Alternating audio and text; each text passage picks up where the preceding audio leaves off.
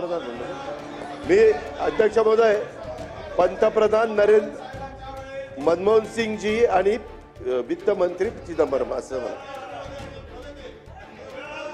ठीक आहे, आता पुढे जाऊया आता. अध्यक्ष महोदय, तुमची बाजू ऐकून घेतली ना. सांगायचंय अहो, तुमची बाजू ऐक. अध्यक्ष महोदय, विरोधी पक्ष नेते बोलत असताना मी कधी काही केलं का? आता अंतिम आठवडा प्रस्ताव आहे. जर या पद्धतीने वागले तर मी अंतिम आठवडा प्रस्तावला तर दादा उठवायला लावीन.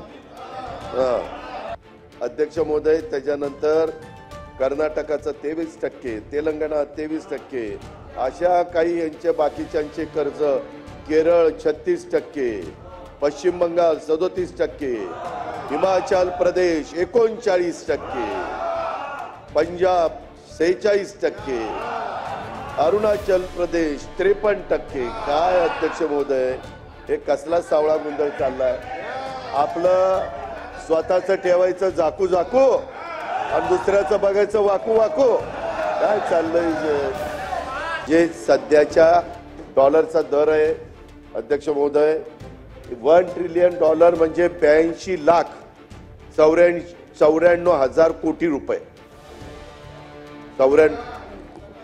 एक तर आपली आकडेवारी चुकली असेल किंवा समजण्यात गफलत झाली असेल. पण जेव्हा अध्यक्ष महोदय आपण उद्दिष्ट ठरवतो त्यावेळी एवढ्या मोठ्या चुकीचं समर्थन करता येत नाही. विरोधी पक्ष नेत्यांनी ही दुरुस्ती करून घ्यावी, म्हणजेच महाराष्ट्राचं नेमकं उद्दिष्ट काय ते त्यांच्या लक्षात येईल.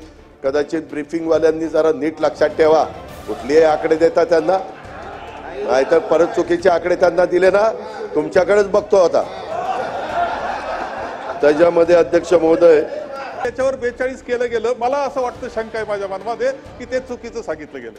अध्यक्ष महोदय, माझ्याकडे छापिले ही चुकीचं सांगणार नाही.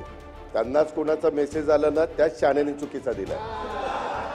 काही जण स्वतःला इथं फार शाणी समजायला लागलेली. अध्यक्ष एक मिनिट, काही जण नाही, आता बस, आता तुम्ही भाषण. अध्यक्ष महोदय, त्यांचा रिप्लाय चालू ठेवूया. अध्यक्ष महोदय, नाही आता नाव नाही घेतलंय त्यांनी तुमचं. तुमचं नाव कुठे घेतलंय? अध्यक्ष महोदय, इथं रिप्लाय चालू ठेवूया. अध्यक्षावर हेतुआरोप केलेला चालतो.